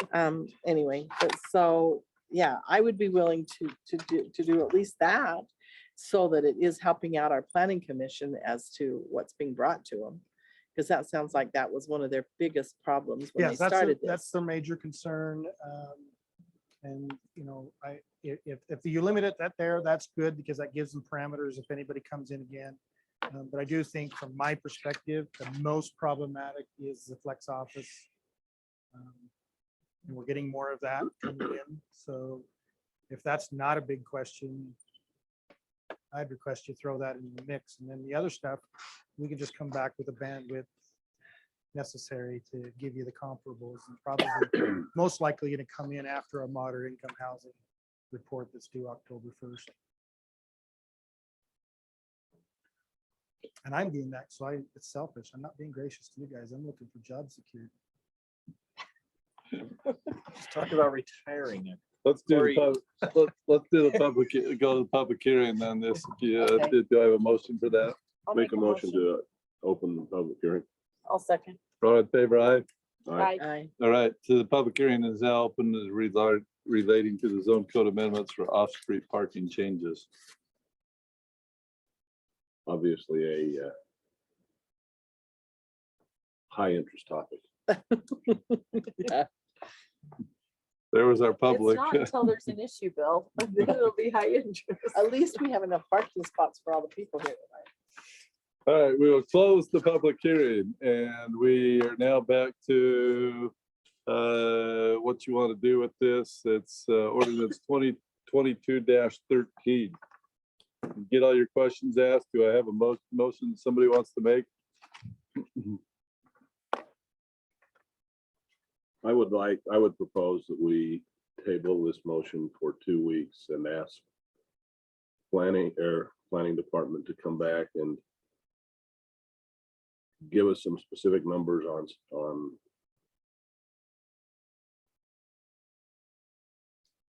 locations where parking has been problematic and really what the count is under the old and the new. I know that's a lot of work, and if he needs 4 weeks, that's I was fine. gonna say, Corey, do you, again, the bandwidth, I think we might need a little bit more I was time. gonna ask Yeah. you. If he needs more time, that's fine. There's nothing We will religious bring about it back as soon as possible. If you can kind of leave it a little open. Fair enough. Okay, we have a second for that? I'll second it. Further discussion?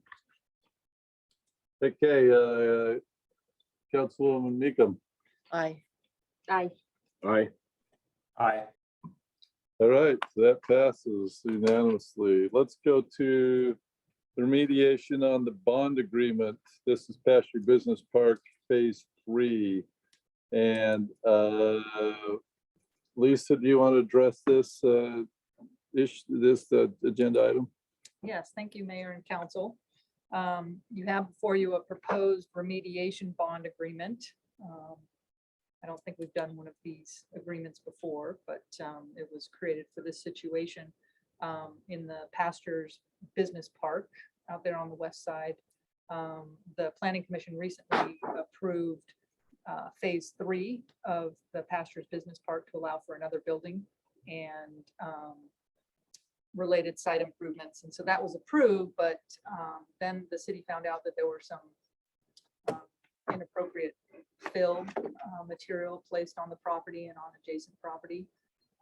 So we held up that site plan approval and the building permit under that. And staff has been working with Pastures LLC and Craig Salmon on trying to find a solution for this to allow that remediation. That remediation might take some time, given the wetlands and the issues and the adjacent property owner being UDOT. So the proposal here is to require the developer to post a bond for the estimated amount of that remediation. And if he posts a cash bond for that amount, then staff will give him a conditional building permit to allow him to start building and giving him some time to bring that remediation into compliance. Is this the property that UDOT had complained about having this stuff on? Yes, yes. So, you know, there's two issues. There's the remediation on the subject property, which we have jurisdiction over, as well as remediation of the UDOT property. And we are going to let UDOT handle that, but it is an issue for under our own jurisdiction with the site plan. So that's how we stopped progress on this project. And so staff is recommending approval of this. I think it's a reasonable compromise of staff trying to work with the developer, so they don't have to wait, because again, this will take some time. So with that, we're recommending approval, and the applicant is here if you'd like to hear from him as well. Okay, council, you heard from Lisa, and I was gonna say, I noticed the applicant here as well too, if you need to, like she said, ask questions of, any further questions? No, but I'd love to hear from the applicant because he's sat here so long waiting to talk to us. So, Mr. Salmon, we would love you to have come, because you have been here the whole time and you sat through all that discussion. And we'd love to hear from you. I think that makes work. You hear it okay? My name's Craig Salmon. I live in Centerville. I've been here for 35 years and I have my business on the west side and I own some flex space, which you guys have been talking about for parking issues there. Working through those issues. Just to give you a little bit of, if you read the commentary on that, you think that I'm a convict a little bit, but there's a little bit of backstory to this. When we were building those buildings there, some people kept dumping dirt in this area on the south side of the creek. We put up signs, we put up fence, people kept dumping dirt there. And some of the property is ours, a little small piece, and some of it's UDOT's. Well, after it got dumped, we graded it off. I just pushed it all over and I brought in some granular stuff on top of it. And then it came up, well, the city said, you can't just dump dirt out. Well, we didn't dump the dirt other than the top groundings. And they said, well, that's still a violation. You shouldn't do that. So, okay, so we contacted UDOT on our own, and we contacted wetland specialists to come delineate it. And there is a little piece, about 10,000 square feet, a quarter acre of that whole property that is a little bit of a wetlands area. So UDOT says, well, we want to make sure this dirt is not contaminated. So we paid for an environmental engineer to come out and make sure the dirt is clean, and it is clean. There's no problem with it. And the other thing is we're dealing with Davis County flood people too, because of that creek there. And they're saying, so I've got all kinds of issues I'm trying to solve. And they didn't know if we mitigated it or not mitigated it, pulled out the dirt and made wetlands, if they would like to service that creek that way. They would prefer, Adam with the Davis County flood people, the engineer there, he said we would prefer it be left field so that we can service that creek in case of flood or cleaning out the ditch or whatever. So that drove our conversation with UDOT. UDOT, can we mitigate this property, our property and your property? And what that means mitigation is we go by from the wetland bank to create wetland somewhere so we can leave this 10,000 square feet of area leave it filled. And we've hired a wetland specialist out of Logan who delineated that area. And he's really comfortable that we can get it done. He's already talked to Army Corps of Engineers, and they're they didn't give a thumbs up, but they said we would definitely take the application. So that all being said, all I'm asking for is that's holding us up on our building permit to build this other building that we have in line to build the building. And the city is a little bit, Corey and them were not really comfortable just letting us have it without having at least maybe a bond proposed or permitted, that we pay a bond that's saying, we will, here's the money, we're going to do it one way or another, we will get it done, but we just need time. But please let us start building our building. So that's the purpose of the bond, is to put up money to say, we're good, we're just working through the issues. Since that all this I've been telling you about, this couple weeks ago, UDOT came to us and said, we have this property available for sale. It's an excess piece. Are you interested in buying it? We said, yeah, we're interested. They don't have it prepared yet for auction or to buy, but they say that it's something, that's in the works.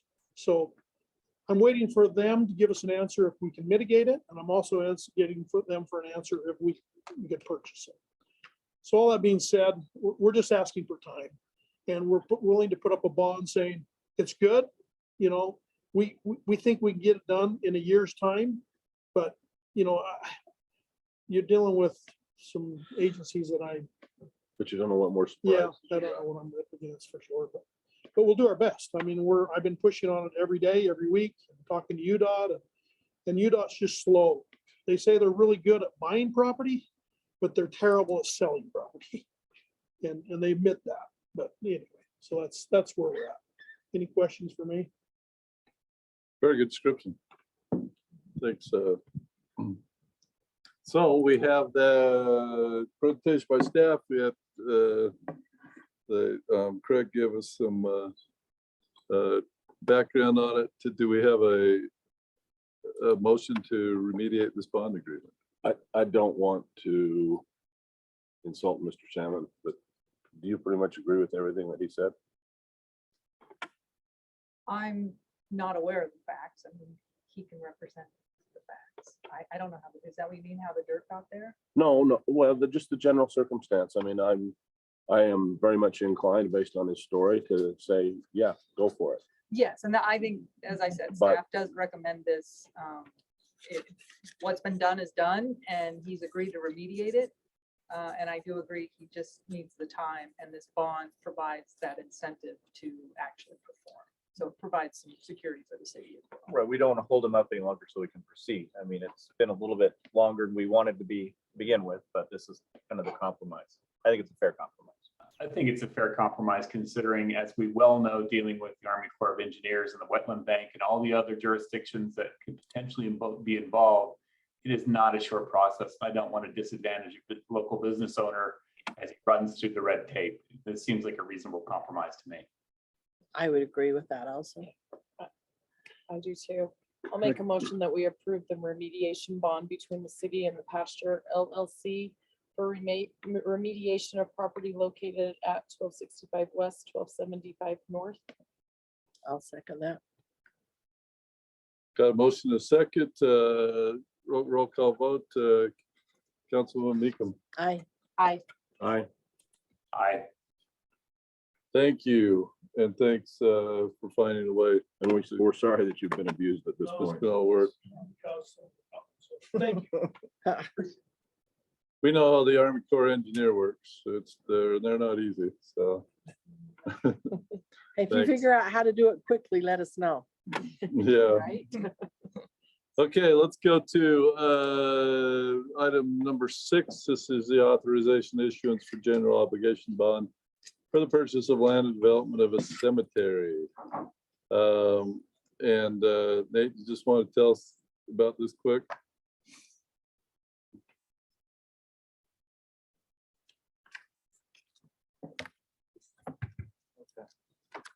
All right.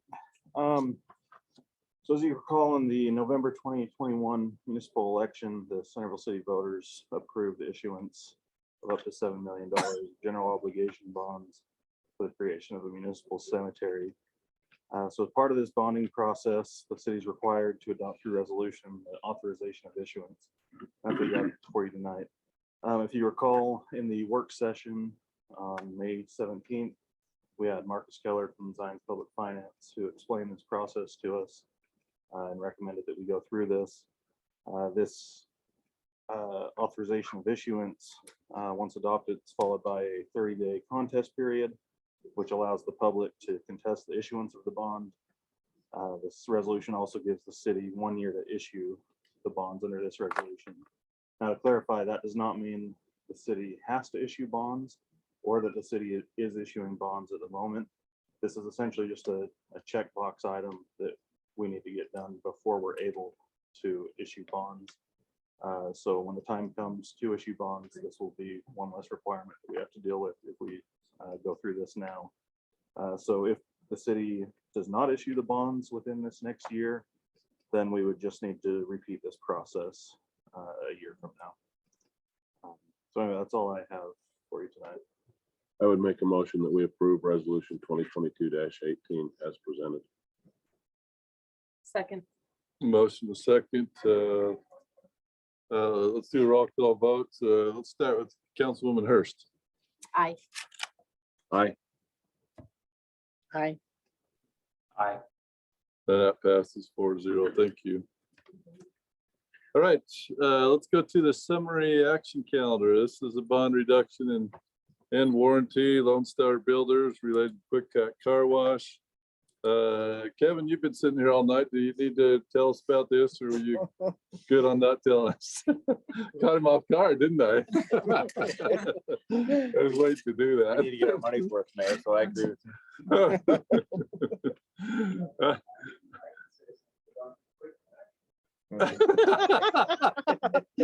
Oh, well, you're welcome to. I just was trying to catch you off guard, which, but look at you, all ready to go.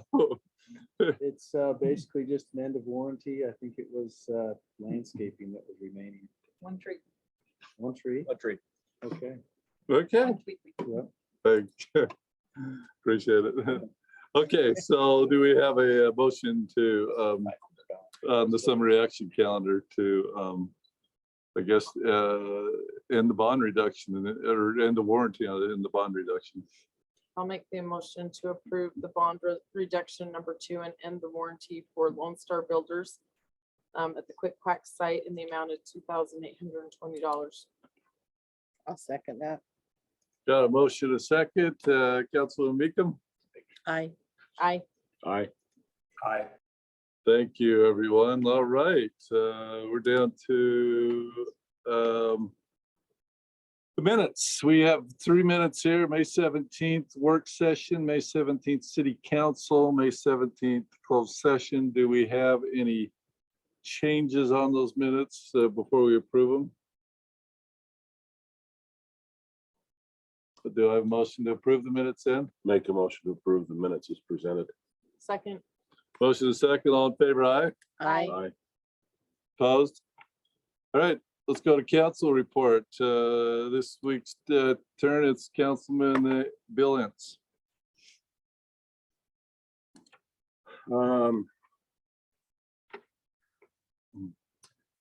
I have comments on 3 committees. We have the Centerville Community Corps, which is tasked with helping to integrate community assistance to police department and the professionals, fire department in the event of an emergency. We've talked about it on several occasions. We finished a CERT class this last week and had a mock disaster at the Public Works offices on Saturday. Graduated 11 people, everyone that started the class. It's the first class we've had in a large number of years. A little smaller than I was hoping for. We're going to do another class starting in September on about the 20th. We're going to hope for a little more than double on that class.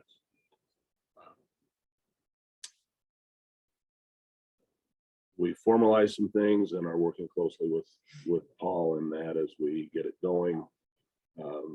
We will be endeavoring to have quarterly contact with everybody in the CERT group and them encouraged to participate in some formal activity, at least annually. Second,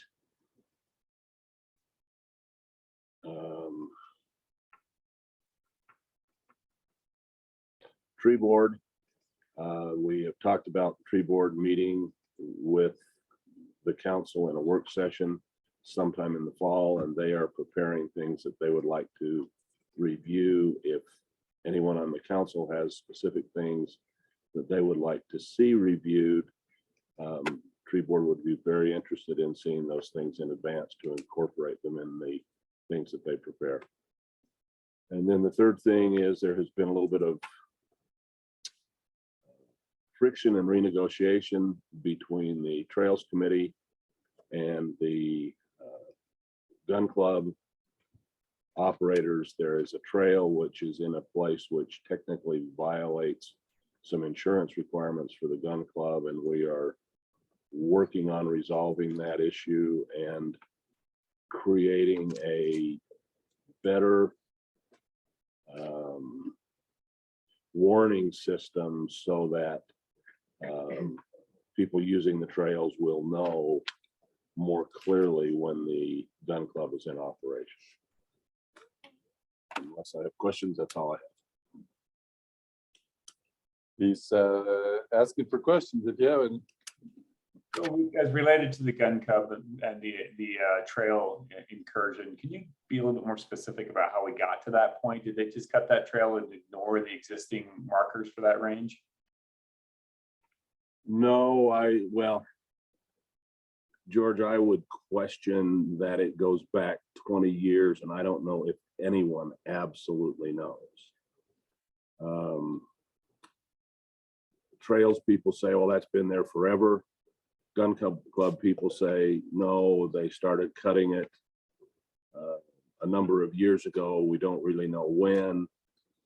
It's a violation which to some degree does not appear real severe, but people being people tend to walk where they want to walk, and so some people will cut across the range. This particular trail violates the minimum distance from trails to where active shooting goes, which is required for insurance provisions, and that's why it's significant. They're taking some steps to put up better signs and markers and to make this trail decidedly unusable by putting some piles of rocks across it so that it's not conducive for use. When and who, like I said, I question that anybody could really answer that question. If I can add to that, Councilmember Ince. Councilmember Summerhays, Lisa, and myself actually met with the gun club as well as the Trails Committee on site. And there's still some discussion on the insurance provisions of the 25 degrees or versus 5 degrees. So there may not be any violation of the insurance, but better signage is definitely critical. What that looks like and what that is, we're going to be having some conversations to try and ensure that both exist, because the lease agreement with the gun club, they need to ensure that there could still be recreational activities in the area, including a golf course, believe it or not, and hiking trails is explicitly stated in there as well. So we have to figure out a way for both to exist. The trail is on our trails master plan. And so there's going to be some conversations happening to see how the two can coexist. What has happened, though, is the pile of rocks and the steep drop off at the other end of the trail has actually created a liability that needs to be rectified as soon as possible. In fact, we received a website submission of a gentleman who noticed it last minute, was able to avoid falling off the steep incline. So that needs to be rectified. What is the steep incline at the end? At the end, it was cut back. The trail near the road at the bottom was cut. And so you can't, when they're coming down, it's really hard to see that it drops off when you're going from south to north on the trail. So I that wasn't needs, aware of that so one. we've asked the gun club actually to rectify, and right, that was our official. And so I have not been up there yet to verify if that's been done. So this was kind of started talking about in 2015 when I was on the Trails Committee, and they acknowledged that they did have a trail that was going up where it probably shouldn't be on the gun range. And at that point, they kind of, I don't think it was new, but I don't think it was more than a few years old at that point in time when they were talking about, yeah, we're, it's cutting the corner of the gun range, but but it connects to a much larger trail system that goes Right. well into Bountiful, North Salt Lake. So it's a Right. continuation of a very long trail. The argument's been, do they stay on the road where there's some issues of the road usage? Anyway, the conversation was great. So progress is being made to ensure that both can coexist. So that's reviewing the insurance provisions so we can help. They couldn't say, hey, yes, we know exactly what's in our insurance and what we can and can't do. So we want to review it with them, give our inputs as well. So we'll work with them. With Well, both. that's why I wanted to dig into that just a little bit more, because as we get into, compatible use issues and more desire to do more things on the hillside, this is a great little opportunity for us to see how we can make peaceful coexistence with mutually exclusive uses. Right, agreed.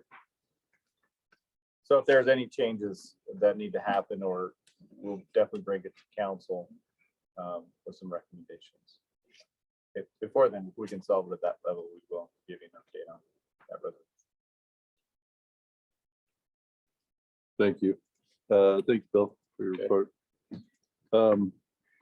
Mayor's report. Bryson and the youth council have been doing interviews for more youth council members for next year. And so that's getting built back up. On Memorial Day, I had an opportunity to go over to the Veterans Park for a program they did over there at 11 o'clock. That's the Veterans Park in Bountiful. And as you know, that's shared by the 5 cities in the southern Davis County. And it was a very nice service that day. But coming from that, I'm trying to pass this on to as many meetings that I'm into people, is that they want friends and neighbors that have served in the military that are not on the wall over there from Centerville. If we know of anybody, be passing on to your friends and neighbors to let's get their name on the wall. Okay. I think we've all been over and see that park, and it's a nice memorial for our veterans. Then the next thing is Friday morning at 11. Even though Young has been doing some work over at their spot, they are doing a formal groundbreaking that day. The Young Power Sports over on the frontage road. And then last thing is, let's make sure I didn't miss anything. Is that something they want us in attendance for, Mayor?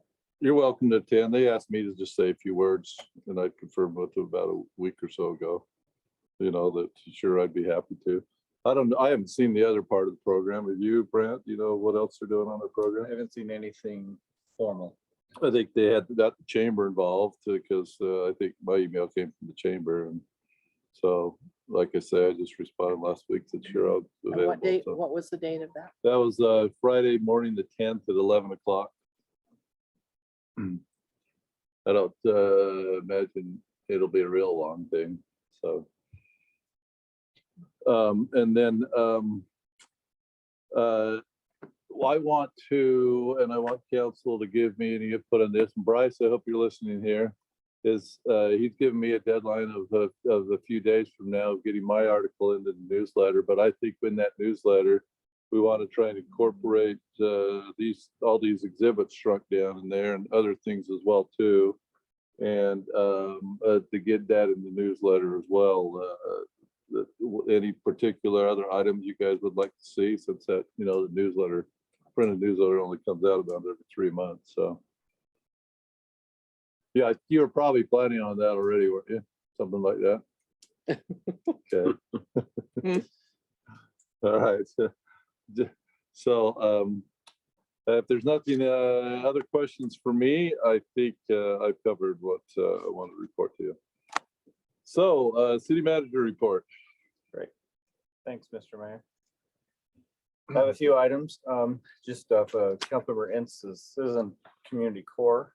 There will be coming for you to formalize that as a city board. It has not been officially recognized. We talked about those hybrid committees. That's one of them.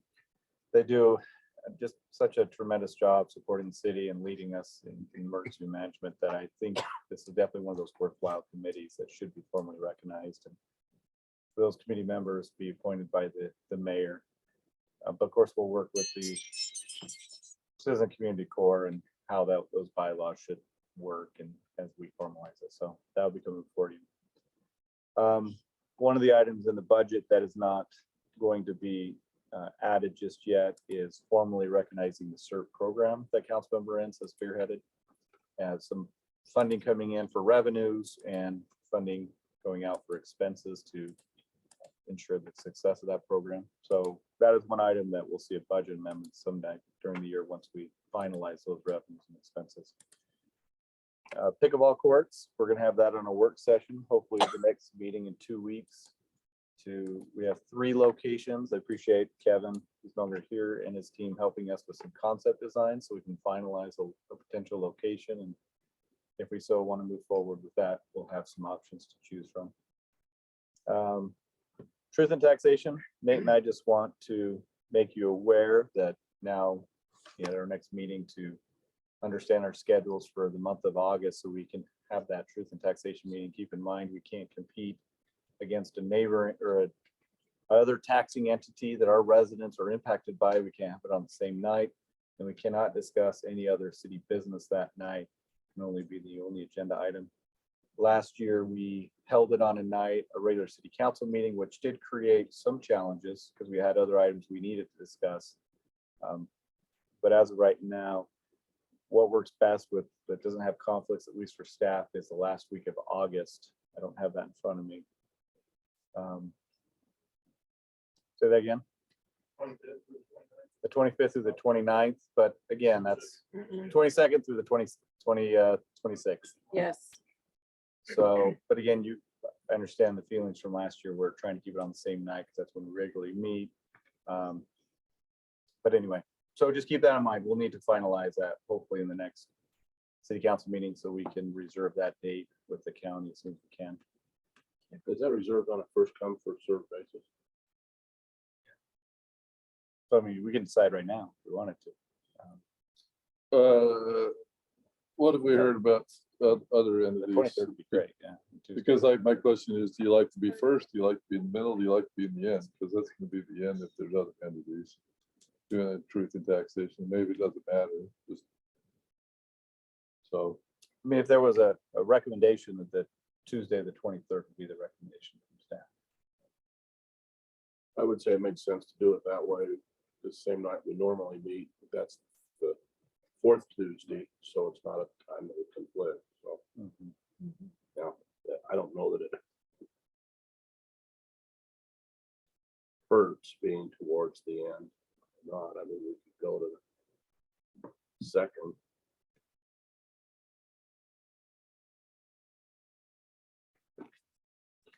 Can we get ready for the 2nd? We'd be missing out with Nate. I don't know if I could share the news or not, but can I share the news? Nate is gonna have a baby. So Nate is gonna have a baby. yep, Nate's gonna have a baby. That's So pretty big Nate's- news, mate. Nate's That wife is is pregnant and they're Congratulations. yeah, so awesome. that's the anticipated date. Go for delivery date, 23rd. so. Yeah, my son is coming home for a mission on the 9th, so I would prefer not that night. I probably won't be here if that's the case. Pretty 20, excited for Nate. 23rd works great. You should be here. So 23rd, we have a key player, Nate out, and the council person out. So Can we tentatively just reserve the 23rd with the county and go from there? Yeah. Nate? If we have any conflicts, we'll let you know by the next meeting. And What finally, time will that be at? uh, after 6, yeah, I think is what they say. So 6 PM or we go to 7 PM. I think 6 PM is probably a better time, but it's entirely up to you. I don't personally really care. I think going to the standard 6, 7 makes more sense, but whatever. Either way. Yeah, I agree. Okay. I think 7's just easier. Except staff has to stay longer. I mean, if they're staying afterward. That's true. Go 6. So I'm So fine with expensive. so 6, Nate can yeah. go home and see the new baby. Yeah, let's do 6. So that way it's a little easier on our staff. Okay. All right, so we're gonna say August 23rd at 6 PM. Will you reach out to the county tomorrow?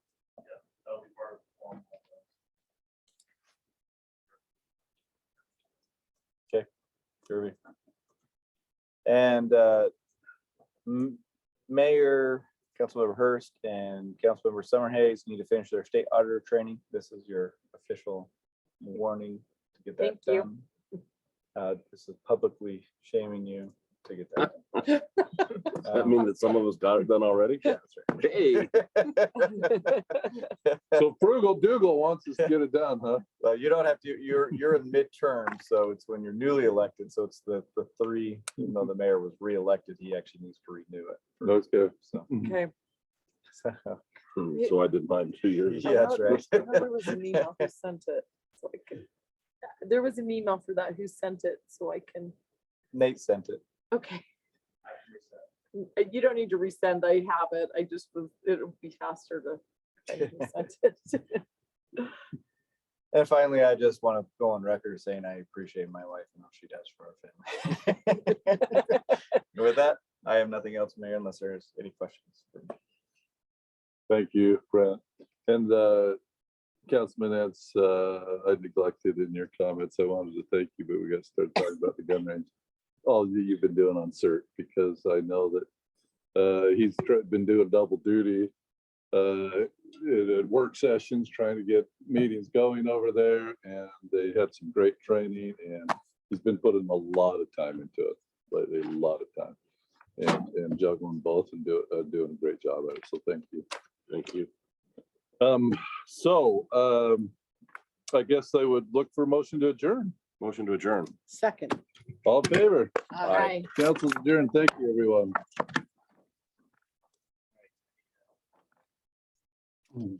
Alrighty.